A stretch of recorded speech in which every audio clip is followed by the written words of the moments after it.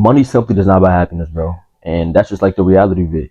Like I found that out through following God and allowing Christ to work through me because it wasn't about the end result and what you got at the end. It was the person that you became in the midst of you getting that.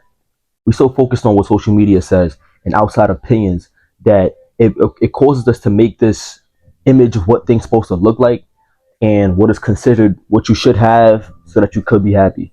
And I ain't gonna lie, I fell victim to that at some point in my past, especially in high school, middle school. When you growing up and you seeing all the kids with, like all the flyest stuff, and you feel like, oh, if I get those pair of shoes, I'm gonna be happy. And then when you get those pair of shoes, and then when you get that money, when you get that car, when you get those girls, when you get all the materialistic things, what's next? Do you truly feel satisfied as soon as you get it, or do you feel like there's something else to chase after it? The fact that it brings that temporary satisfaction just shows you it doesn't bring you happiness. What changed from you not having it and you having it? And honestly, I want y'all to sit on that because it really wasn't the money, but it was the fact that you chose to be happy at that moment when you received the money. It was the fact that you chose to be happy at that moment, but before you didn't choose to. Happiness isn't achieved by what you gain. Happiness is something internal. You can't take happiness from something. You can't take happiness from other people. It's something that you choose to be at that moment. When somebody tells you something messed up and they being rude, you choose to be mad at the situation. You choose to be. So what difference does it make when you choose to be happy? It's something that you find inside. It's something that you find internally.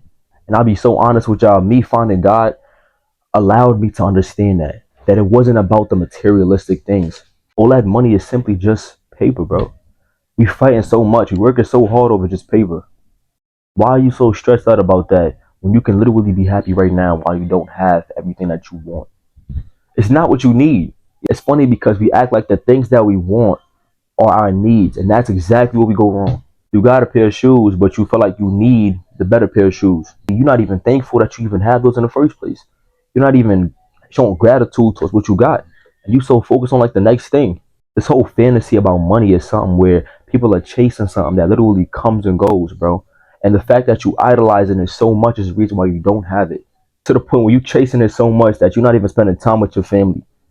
You overlooking all the memories and spending time with your loved ones and appreciating every single moment that you're so focused on chasing a piece of paper. You can literally see people have so much money in the world, but they simply unhappy because they're lonely, because they don't have any memories to make with the money. You feel me? So imagine that. You could have all the money in the world, but if you don't have any memories to make with it, if you can't appreciate the loved ones with the money that you're using to make memories in the first place, what point does it make? In the meantime, while you not having the money that you want, you could be appreciating your loved ones. You could be telling your mom that you love her. You could be spending time with your family.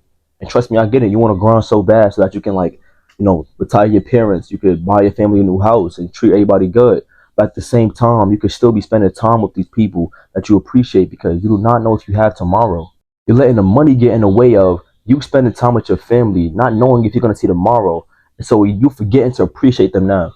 And that's why I said that it's not that the money holds the value, but it's about what you can do and the memories you can create and the experiences that are caused through it. Like just imagine having everything in the world, all the money in the world, right? And you're just born with that. What value, what experiences, what pain have you went through to get there? And so we don't even realize that our journey and us becoming a certain person through chasing the bag or chasing our goal is something that holds so much value because our character is built through it. When you look at millionaires and billionaires and people that are most successful, they became a whole different person when they first started and when they got that $1 million because of the experiences they went through. It was a hustle to get there. It wasn't just easy. And that's why it's important to find out who you are beforehand because oftentimes people say that money changes people, but it really just amplifies who you are. If you're a selfish person and you get money, you're going to see that person be more selfish. If you're a giving person and you get money, they're probably going to give more. It shows you where that person's heart is or like where that person's heart is. When you literally have everything in the world, when you buy everything, there's no type of material that will satisfy you. It will only bring you a temporary feeling. And it's the same as going to the gym where it's a cycle of you trying to be bigger and bigger and bigger and you're still never satisfied. There's still more improvement. You have an amazing physique, but you're so self-critical about all the things that are going wrong and all of your flaws that you're not even taking time to sit back and say, yo, I need a pat on the back. Like, I really worked hard. You feel me? Like, you're not appreciating what you got right now. And so this is why the value of experiences is so important. Because in the midst of you being in the gym or in the midst of you chasing that money, you really went through so much, and there's so much pain, and there's so much tears, and there's so much struggles, and there's so much failure that took place in order for you to get there. And so the most important thing to remember is this: the second that you lose everything after you just gained it, you will probably be at peace knowing that you know exactly how to get it again. If you were to make $1 million right now and you lost it all, you would know exactly how to make the $1 million back because of what you went through. And I feel like that is what holds the value. The knowledge, the wisdom, and the understanding is what caused you to get to that point. It's going to allow you to move the second time a lot better because you know exactly what to do. You've been through it before. So when we go through our pain and our sufferings and go through so many problems in our life, we don't realize that it's a blessing because if we go through it again, it's a lot easier to deal with. It's a lot easier to control. And I want y'all to slow down, bro. I want y'all to really sit down and really do some inside work and see who you truly are. Look around you, look at your family, look at who you're not appreciating, look at who you're not spending time with. Look at the fact that you have a roof over your head, that God's given you another day, but you keep taking it for granted. Look at the fact that you can choose to be happy right now, but you choose not to. The funny thing about money is that if it goes in the wrong hands, it's dealt with the wrong way. So if you give a baby or a 5-year-old or a 10-year-old the money, they're going to spend it on all the wrong, foolish things. If you give it to somebody that doesn't have any knowledge, wisdom, or understanding, or doesn't have any financial, knowledge, or they aren't good with money or saving, that money goes out the window like this.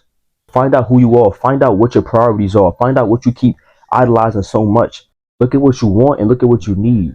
If you were to lose it all, who you would become, would you still be satisfied? Would you still be happy? And once you find that satisfaction and happiness and where you're at right now, you will always have that wealth, that inner wealth. I really hope this message opened somebody's eyes, and if it did, I'm glad it did, man. Because I feel like this is something that's not talked about enough. Take note of all of these things that I'm telling y'all, man, and do not allow your pride to get in the way of you receiving this information. As always, stay safe, stay in your word, keep putting God first. Stay blessed, man.